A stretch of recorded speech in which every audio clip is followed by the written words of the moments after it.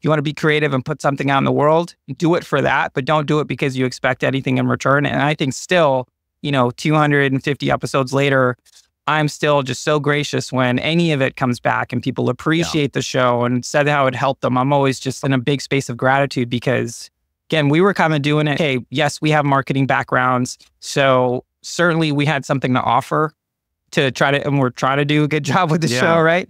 So certainly we wanted to do a good job and we were holding ourselves to our own standard. But I think the fact that the show's been popular, the fact that we almost have 200,000 downloads and everything else, it's just really just like the cherry on top.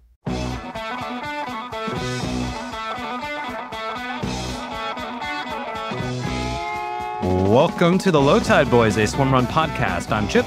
And I'm Chris. And this is episode dun dun dun dun dun dun dun dun dun dun. I'm just kidding. I'll stop. 250 of the show. Wow. High five. We did it. We did it. Not like we started out to like, let's get 250 in the books. Right. And frankly, it's way more than 250 because at some point when we were eager beavers, we had a lot of bonus episodes. But this is our 250th episode. We're super stoked. Yeah. Thank you for listening wherever you listen to podcasts. Thank you for watching on YouTube because we're on there now. If you're watching, you were sitting in Chipper's updated Studio G, which is very exciting. Of Studio G. Yes, Chris put some great work into. Now we have two studios, so we're going to try to mix it up and look at it. Still displaying heavily swimrun items, just sort of with the Chipper's version of them instead of Chris's version. Exactly. So if this is your first time listening to the show, we're the Low Tide Boys, Chipper and Chris. We've been swim running since 2018, started the podcast in early 2020. And, 250 episodes later, we still love swim run. And we thought for this episode, and also if you've listened since episode 1, good on you. Yeah, email. Good on you. Send us a note if you've done that. Good on you. I'm impressed. That's a lot. We thought for this episode, what we would do is kind of talk about the top 10 things that we found surprising or we've learned about swimrun and sort of vis-a-vis ourselves as well. Yeah. In having the podcast, we've had so many guests, Chipper. We've had so many race reports. We've had guest race reports, race recaps, all sorts of content. And certainly it's made us better swim runners. And that's how I think originally we started out. We felt like we were learning so much. It was swimrun knowledge by osmosis. And that was us talking Especially to people. some of those early shows, like, well, how do you do this? Yeah. What are you doing for that? Because we were trying to figure it out. But yeah, I feel like episode 250, we kind of we're kicking it old school. Like with the origins of the show, we had an old school Low Tide Boys team meeting. We're back in the garage where some of the original ideation was happening for the Low Tide Boys. And in a similar vein, we ideated off, what did we end up with, 10? Yeah. So we're trying to get to 10 because we were like 5, but then it always ends up being 10. Yeah, we kind of just had to go for it. Yeah. So the idea is really just to kind of a little bit of a retrospective, but also just some of the things that, when we talk about and think about swimrun, these are sort of the things that we talk about. So it's a little bit, insight into our journey. So should we just kick it right off? I'm all here, my trusty. Let's do it. And if you're listening 250, oh my gosh, I don't know the origin story. One of the questions we've weaved in, the origin story will come out in one of the questions. So That's true. Dying to know. So the first thing that we thought was surprising about swimrun, and again, this is just like to us. So I don't know, maybe you guys are like, it's totally obvious, but hey, we're trying to make a show here, trying to make a hit show. Yeah. So the first one is sort of how similar the vibe / culture of swimrun is around the world. I mean, we've only done one European race, but we've done a race in Canada. We've done races in North America. And from what we hear about people who go to travel to do races, who've done a bunch of international races, it's like the vibe is the same. And isn't that an interesting thing? It really is. And I think, yes, we haven't done tons of international races, but we've had, the West Coast of the United States and the East Coast are very different places. When we go to North Carolina, we're like, we ain't in California anymore. But still, the swimrun community is the same as it is that we experienced down in Catalina or up at Orcas or anywhere across. And I think it really struck me was when we went to Sweden the first time and Uttala, It was like, oh, wow, it was almost eerie. Yeah. How it's different as the people are a little bit different, but so much of it was the same and how people are treated, how approachable everyone is from, the top person to the, the person who's coming in right behind the time cutoffs. Yeah, and I think this is a good place. We're just going to be shouting people out throughout this whole thing, but you really have to give it to Michael and Mats, the original duo that started Attila, because, they really set the cultural vibe standard. And, hugs at the finish line, everybody being welcoming, sort of the adventure racing roots where people are supporting each other. So it starts from there. And certainly, Chipper, I remember telling you when we were in Sweden for the first time, it all makes sense. Of course, the sport would originate here. Of course, it'd be the friendliest sport. To quote, I think it was Nikki or Chelsea Bailey from Miskina's Mustard, swimrun is the friendliest sport. And it's true. And yeah, I'm constantly amazed, surprised, and just so grateful that that's the sport. Yeah. And I think that's what really keeps us in it and drawing is really the community. And whether that's, going 2 hours away at the Folsom race or going, 12 hours away in Sweden, it's the same. And it's just such a great, welcoming, approachable community that it's the best. Keeps us coming back for more. It's the best. All right. So the number 2 we had was, just how interesting it is to being part of a team as an adult. I think So we both grew up playing team sports. Yeah. A lot of team sports. And, we're pretty good at them in our heyday. And it was the kind of thing where, teaming up, even as an adult, when we're doing triathlons together, we train together and stuff and do a lot of our, workouts together, but still a solo event, time trial. Maybe we're even traveling to races together, but it still felt like a very solitary thing as soon as the gun goes off kind of thing until it's over. Swimrun as an adult, again, being someone who's familiar with team sports, has felt really different. And I don't know if that's because it's one-on-one or because I'm just like older and wiser. I'm not sure. Maybe a little bit. But that part of it, it sort of, what's what gravitated me to the sport at first. And it's what really keeps me kind of just loving it. Yeah. And I mean, this is what we would get across in the triathlon piece when we kind of were in our ultra running phase. We would just do it. No man left behind was how we would say it. And it's, hey, if Chris is having a bad day or I'm having a bad day, it doesn't matter. We're just doing it and we're finishing it together. And that was always made it a really fun experience. But now it's we're doing the swimrun version of that. But yeah, I mean, always have loved team sports. And there is, the sum is greater than all its parts or whatever the saying is. I think that's actually, that might be. Yeah, you're greater than the sum of your parts. That's what I was trying to get at. And so I've always liked that. And I feel, you've talked about this, we've talked about this. I feel like I'm able to get more out of myself because I'm like, oh, I don't want to let Chris down. I want to make sure that Chris has a good experience today and I don't want to hold him back and things like that. So yeah, teamwork makes the dream work. It sure does. It sure does. And, it isn't just us. There's actually a lot of interesting behavioral science research on this. Yes. That, working in teams sort of, there's this book called The Extended Mind, which I highly recommend, where one of the things that book talks about is this idea when you work in teams, you're actually outsourcing some of your brain capacity. And by sharing the experience, you're actually able to do more than the sum of your parts because you're sort of offloading a lot of information. And that's certainly been the case with us. We delegate tasks. Someone's a quarterback. Someone, just sits in the back and lets the other person do all the work. On the swims, for example?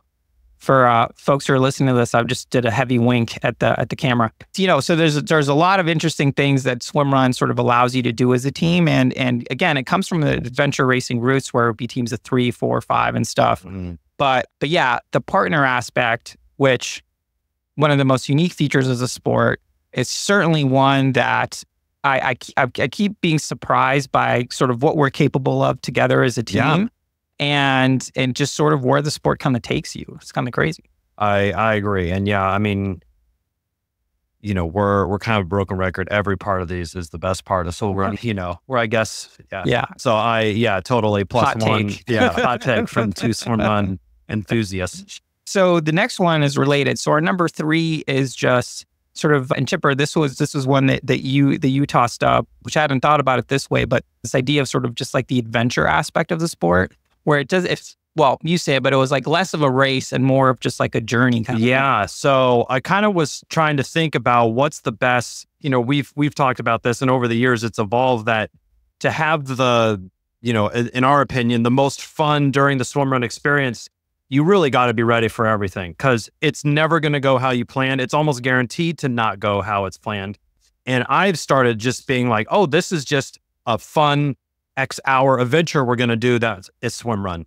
And for me, that's sort of put me more in the sort of right mindset to be ready to roll with the punches and, to not be, oh, the aid station's not where they said it was, or, oh, I didn't fill my bottle up, like I messed up. Okay, just keep going. It's an adventure that you got to roll with it. And I think that mindset has been really helpful in just having a much better experience overall. Yeah, and it actually kind of reminds me, as you were saying that, I was thinking of back in Whistler, where a bunch of teams like weren't sure where to go, and they were kind of panicking, and we just kind of roll up on there, and we're like, all right, let's sort it out, everybody. And they mentioned to us after the race how calm we were, and it was just like, no big deal. I mean, it certainly wasn't our first rodeo. No, it certainly wasn't. I mean, 20 plus swim runs at this point. Yeah, so the adventure aspect, it's certainly for me at my age. I mean, that's sort of how I discovered the sport. I mentioned this on the show before. My wife got me this coffee table book called The World's Toughest Endurance Challenges. And, I was in early midlife crisis point. I'm not sure. I was in my late 30s or early mid-30s. Your endurance. I was in my mid-30s. And yeah, in that book was all these crazy events, Tour de Stables, like all this stuff. And Tilla was in there. And when I saw that, I was like, oh my goodness, this thing looks like crazy. And to think that, not even 10 years later, we're doing the course. We've done it. There's the bib. The plate is out of frame. But yeah, so the adventure part of it, if you're looking for a reason to do the sport, I think you don't really feel like it needs to be a pissing contest or something like that. I think the adventure piece of it is certainly a big draw. Yeah, and it kicks it back to, my kids and I and my wife, we go on hikes, and it's let's go on an adventure, and it's you're kind of exploring. It's just you're bringing the childlike wonder back into your life. Swim run. Totally. There's no tagline. So related to that one, the next one we had for number 4 was location, right? The places swim run takes you. So we just talked about adventure, but you also get to go to some really amazing places. These courses obviously have to be near water, but the rest is up to people's imagination. I mean, if you've been swim running long enough or you've gone on any trail run with Chipper, you'll know like he sees any body of water. He's like, you think we could swim run here? Do you think we can go in there? There's a big, large body of like green algae and it's bubbling. It smells like sulfur. No, we shouldn't go there. Yeah, it is. And I think it brings you to a little bit different locations than you normally would for hey, if you're going on a vacation, no one would say, oh, the first place I need to go is the San Juan Islands in northern Washington State. But because there's a swim run there, we got to see an incredible piece of the country and experience that just because of swim run. And it's different wherever you go and wherever you do the swim run. I mean, seriously, we just had some folks who did swim run Coniston on the show last week. And that's the type of thing, no offense to Coniston or that part of the lovely UK countryside. I wouldn't even know where it is. And I had no desire to go there if it wasn't for swim run. No offense. I mean, Manchester, sure, I'll check that out. But just going to like some random town to do this race. I mean, only with swim run. I mean, just some amazing stories of places like that. I mean, sticking in the UK, you have Isle of Scilly, which is just an amazing environment to swim run or do anything in. You have Jersey, which is another crazy race. So there's just a lot of interesting locations to put on swim run. Yeah. And that in and of itself is just like a really cool and surprising thing of it. Yeah, absolutely. All right. So the next one, we're already in number 5. This is crazy. So for number 5, we have that it's just that sport of swim run just has such a cool origin story. And even though we've known about it for a long time, it's just such a funky way to start a sport where 4 people, a drunken bet on Utah, decided to be like, hey, do you think we can get over to on the back of the cocktail? Yeah, do you think we could cross the archipelago this way? And and for us, it's like, oh, that seems crazy. But when you're out there, it's really it makes sense because there's islands all over the place and they look very swimmable too. Yeah, I mean, if you know to do it. That's not a verb, but you know what I mean. Well, we make these up sometimes. Yeah, it is. It's almost like not a fairy tale, but it's out of a book. Oh, it was a stormy night and 4 gents were around the table, like having scotches and they drew it up and here it is. But, we haven't had a chance to have them on the show, but we've seen them. But I would have to imagine that they wouldn't have ever dreamt that like it would be where it is today based off this bet or their start of it. It didn't start as like, hey, let's create a new international sport. Oh, let's make a bad decision. And they're like, yeah, let's do it. See you in the morning kind of thing. Yeah. And I would say like as two guys who are prone to making bad endurance decisions, yes, I think are questionable, at least questionable. It's to think that we would make some questionable endurance decision and now becomes like a international sport that's beloved. It's just kind of wild. It's kind of wild. Such a cool story. The next one we have is for number 6, we have sort of, this one's like a combo, sort of the level of difficulty of swim run / sort of the hardening aspect / how it kind of really toughens you up. Certainly for early swim runs, Chipper, we were exposed. Yes. We were exposed. Mid-swim, sometimes the runs, you would be like, hey, I just need a break right now, But yeah, it just demands a little bit more because there's a little bit increased level of sort of difficulty to it with combining the swims and the runs and the transitions between. But I think that's the piece that kind of really is the coolest portion of it, is like really tying it all together. And it's not, you don't pick up on it right away. It takes a little bit of work. So you need some reps to kind of, be actually swim running, not doing a run, then a swim, then a run, but to tie it all together. But once you have that figured out, it's really magical. Yeah, and I think to that point, Chipper, I feel like it really keeps you on your toes. I think anything you're doing for distance, say it's a marathon or a triathlon or whatever, each one is going to have its own challenges, its own things that are going to go sideways. Even if it's a standard course that you've done a whole bunch of times, like every time. I mean, the World Championship's a great example. Like depending on the weather, that's going to tell you how quick the race is going to be, or how much carnage is going to be out there. And because everyone is different, like you really sort of develop this sense of, it's almost like a different type of endurance, which is just like, you're just like hardened. And we certainly notice when we're at Attila and you see these like old guys, that are just like showing up every year to Attila. Maybe they're trained 8th time or something. Maybe not. I'm thinking of Per, who I chatted with. This guy just shows up every year and just crushes. And it's just like, it's a certain type of, you're hardened in a certain way. Yeah. If you can just show up at that race every single year and just show up. It's definitely an impressive feat, and how engaging the race it demands a lot of you, not just physically of the running and the swimming piece, but you really got to be turned on and kind of head on a swivel, heads up racing. And that's another demanding, on a trail run, sometimes you can zone out because you're just climbing a mountain and the trail's right there. You can turn a couple sensors off in your brain, swim run. You got to keep that shit on all the time. Yeah, for sure. And it's a type of sport. Some people really need that. When I was in college, I did a little bit of crewing, and that was really the first instance where it's like, hey, if I don't do everything right, I'm just going to, crash this thing, run this thing ashore or something. And swim run is like that. Like you really have to pay attention. You have to stay engaged. And you have to really communicate with your teammate, and just, there's so much to it that I think, mentally you become stronger. Like I've certainly have done, other types of endurance events after doing swim run, and it's just, nothing's as challenging, really. Yeah, I think that's the main point from this bullet, that I think it's, once you've done a swim run, everything else is, like trail run, cool, fun, definitely can still really be hard, but if your shoes get wet, you're not like, pissing and moaning the rest. Dude, in fact, like if it's a hard race and there's a water crossing, it almost feels like comforting. It's more natural. I feel like I'm at home with running with wet feet.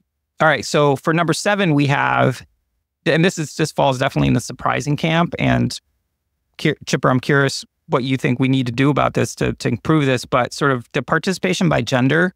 It's kind of surprising it's not 50%, 50-50. Certainly for Attila and some of these longer races, it's more men than women. And, all the women we've met that have done the sport, they're all badasses. They're all beasts. And I want there to be more. I want it to be more of a better sort of equitable division of gender. I mean, the mixed category, you obviously get mixed, but, typically in a lot of these races, especially the World Series distances, it'll be like a ton of men's teams, medium amount of mixed teams, and then fewer women's teams. So to me, that's just surprising because the sport is so fun. And again, all the women we've met have navigated this no problem. So I don't know if it's something in the messaging or how we're sort of introducing the sport. Wild Swimrun is working on this, but Chipper, I'm curious what you think, why you think that is. Yeah, I mean, it's certainly a great question. I feel like, triathlon definitely struggles with this as well. So this isn't obviously a swim run, specific issue, but yeah, I think the thing we can do to move forward and try to correct this is just continue sort of what we're doing at the community level to really be as approachable as possible. I think swimrun is the most approachable out of kind of a lot of the main things. Like, hey, you can totally walk the runs. You don't have to be sprinting across the rocks and like trying to swim the fastest. You can take it and it can be an adventure. You could take your time and you could totally have fun. So I think just keep like on that sort of messaging and people having those types of experiences and keep having positive experiences with it.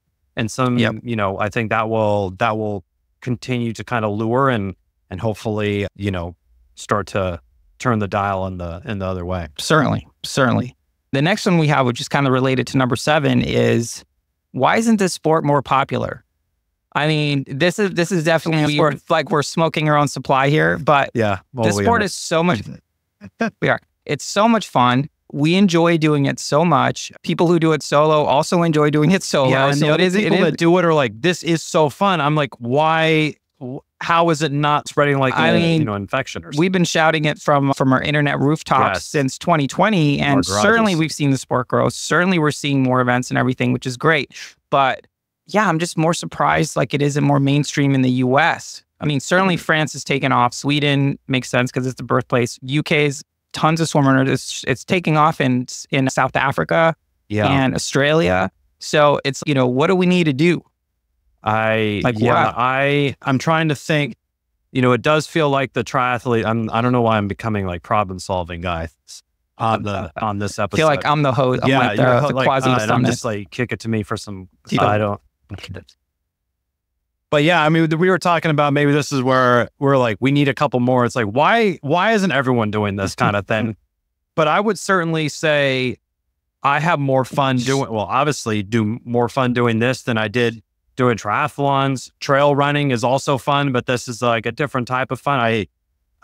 Maybe we got to find the people who are in the right headspace about it. And I think that could be the unlock, and just keep spreading the good word, I guess. Yeah. I mean, I think, for sure. What I'm kind of thinking about is sort of like the idea of, well, what stories do we need to tell to sort of inspire people to do this? What do we need to do sort of in our marketing? Not, I mean, like the royal we, like the sportive swimrun, like the Attilas of the world, and, sort of the big race directors to just spread the love beyond what they're already doing, which is how a lot of people discover the sport, which is sort of these YouTube rabbit holes, which are great. Highly recommend those. Yeah, we'll definitely get in there on YouTube. There is also not, I feel like we've asked this question a lot. How did you hear about swimrun? Or what does your background look like? And yes, a lot of people have done triathlons and have done trail runs, but I don't think there's a really common, inflection point or cause for people to find. They just find it, oh, this looks kind of different and interesting, I think, so there's no real, type of, triathlete or trail runner or open water swimmer or obstacle course racer to target with a specific messaging. Right. And, this is the marketing aspect of the show now. Like if it was like, oh, triathletes do a lot of swim runs, or a lot of people, okay, we know who to go after now. And I think right now it's a little bit of everything. Yeah. So it's a little bit tough to figure out who to try to convince. That's true. So we'll just try to convince everyone. So or the ocean. So related to this one, we have number 9, which is, despite it being a small sport, the gear development has been, this couple gearheads has just been awesome to witness / partake of. This is like maybe every couple of weeks we shout out ARC Sports and Daniel Sand and all the innovation they're doing on sort of the swim, like even like the size of pool buoys have grown since we've been in the sport. The gear keeps developing. Carbon fiber paddles, we're on the, the next frontier of swimrun innovation. And it's just kind of cool that for such a small sport, again, it should be bigger, but given what it is, like that there's so much interest in sort of moving the gear needle forward. Yeah, absolutely. And I think that's unlocked a new sort of generation of swim runners. I mean, if the last swim run you did was in like 2018. Oh, to now? And then you're like, oh, I'll do another swim run. And you're like, what gear is there now? You'd be like, oh my God, this is like completely evolved. What happened to the shin floaties? Yeah, where's the shin? Where's the? Hold on, I need the floaties to tie into my shoelaces. Yeah, or the little flippers that you put into your shoelaces. Those like the gear game has really progressed and evolved, which is great because it better enables you to have a great time during the race. But yeah, I mean, ARC is really driving a lot of this. Other companies have obviously noticed and adjusted some of their styles, Head and Orca and even 2XU and some of those other brands. Yes, they're all making more modern suits, but that's because ARC has really pushed everything so far forward. They're like, hey, we want to sell some of these swimrun suits. You got to make it like the top suits in the game. Yeah, for sure. Yeah, and as a couple of gearheads, we have a bunch of gear talk shows. If you feel like you have the same compulsion as we do, it's a bunch of stuff that you can listen about, everything from shoes to pull buoys and everything else, which we've really enjoyed, kind of, I guess, like almost journalistically chronicling all the different changes in gear, which has been really fun. But that leads us to our last one, which is how cool it is that there are now a whole bunch of Swimrun podcasts. So shout out to Swimrun Podden, which was the first Swimrun podcast ever. Started in Sweden, makes sense. They disbanded because it's just a natural thing. And we've thought about disbanding. I mean, we got to land this plane at some point. But now it's really cool. There's essentially a whole bunch of Swimrun podcasts. There's another one in Sweden. There's one in France. There's one in the UK. And then our podcast. And then I think another one in France, Swimrun Watch, which sort of sporadically puts out some episodes. But we have L'instant Swimrun. We have EX Swimrun and Fun podcasts.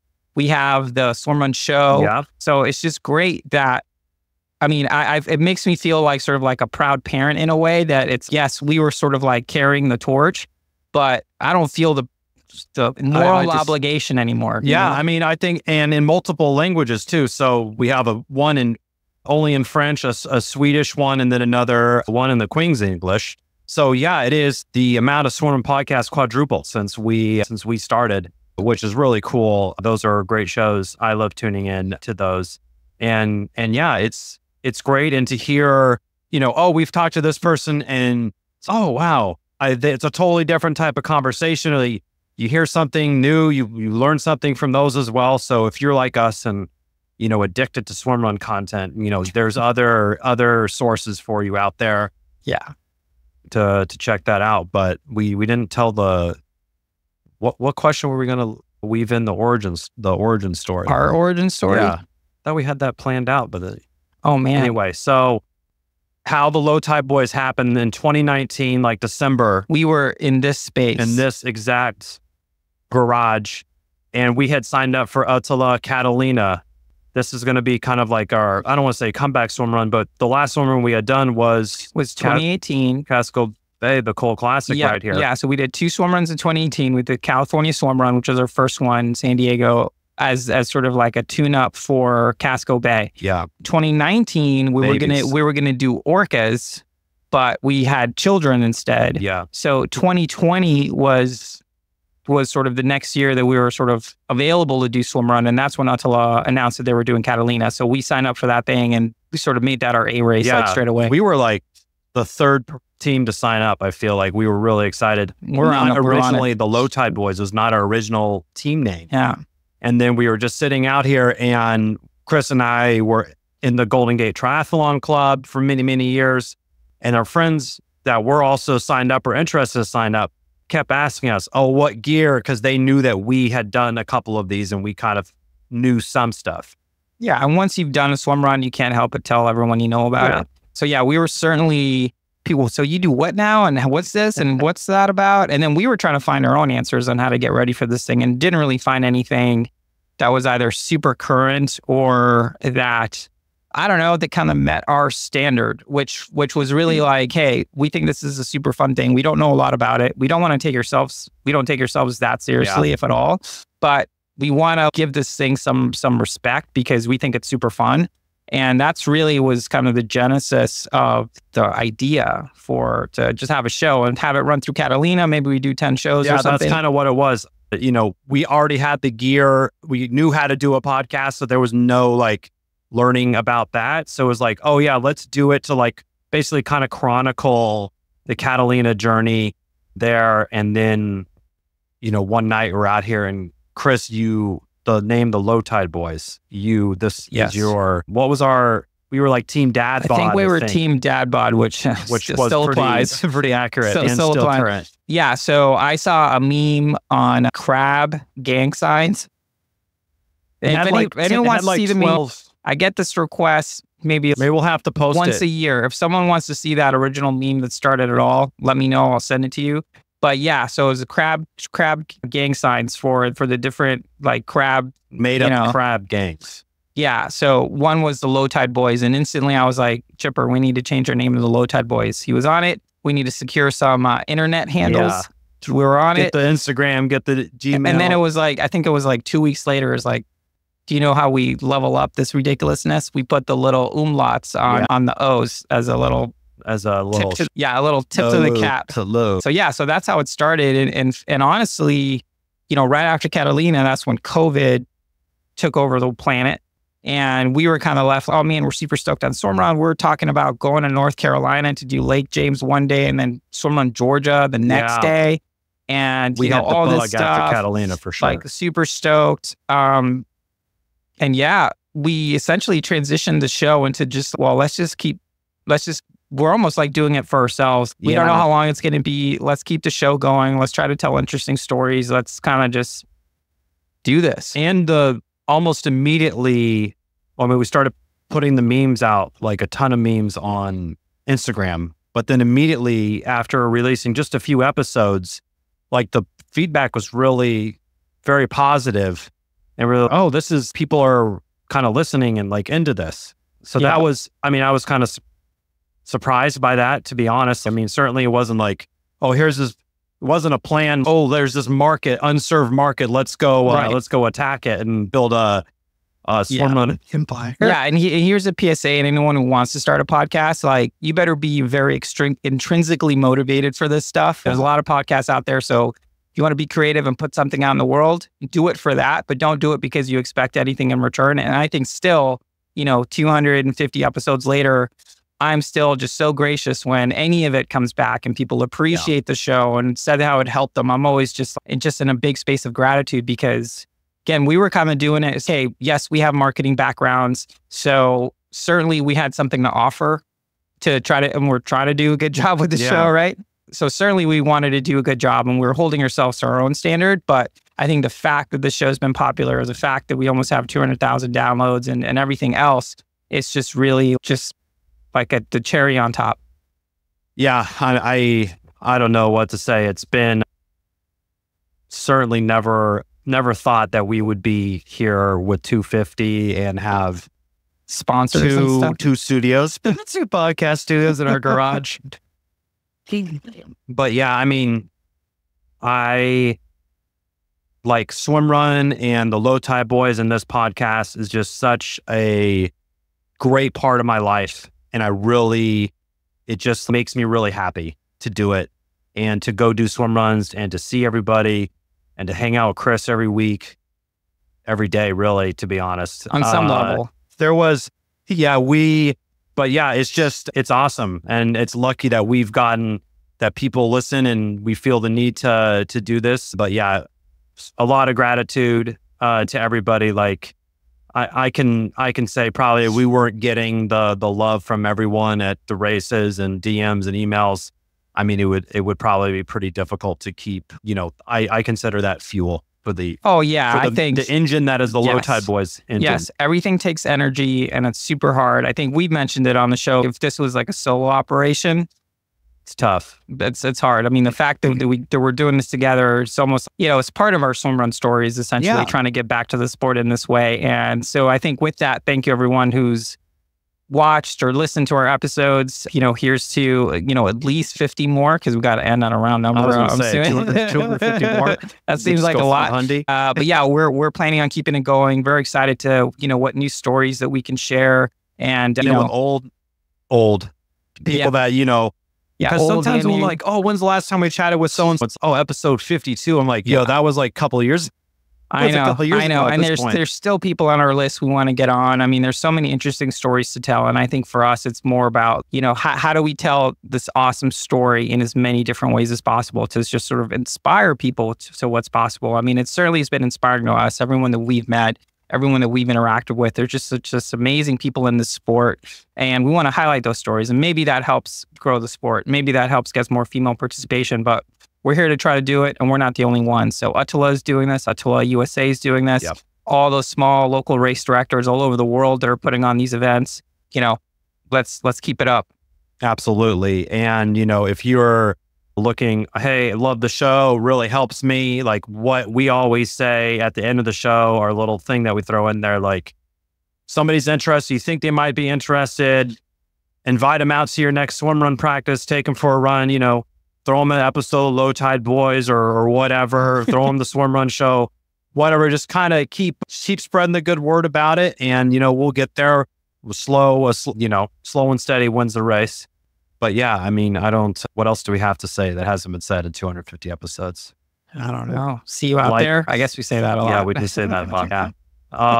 But yeah, thanks 250 and a million to 1,250,000. Thanks from the Low Tide Boyz for all the support for the last 250 episodes since 2020. Wow.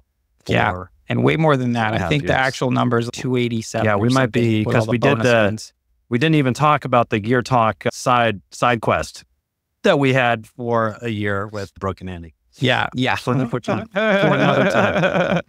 All right. Be sure to like, subscribe, ring the bell on YouTube, all that stuff. Head on over, subscribe on Strava, join the club. We're everywhere. We want to hear from you. lowtideboys@gmail.com. But until next time, see you out there. Cheers. That's it for this week's episode. Thanks so much for listening to the show. Make sure to subscribe wherever you listen to podcasts and leave a rating or review, since that's the best way to help other people discover the show and the sport of swim run. Check out our website, lowtideboys.com. That's boys with a Z, for swim run resources, including gear guides, tips, how-to videos, and so much more. Make sure to check out our meme page at The Low Tide Boys on Instagram. If you have any questions or suggestions for the show, send us a DM or email us at lowtideboys@gmail.com. We'd like to thank Riding Easy Records for our show music, and of course our wives for their support and tolerance of our swim run and other activities. Lots of activities. Lots of activities. Finally, you can support our efforts on Patreon. Until next time, get out there and go for a swim. Then a run. And then a swim. Then another run. Then another swim. Then run some more. Just keep going. Let's go. And then stop at some point because, And fuel. Don't forget to fuel. Gotta fuel Of too. course, yes.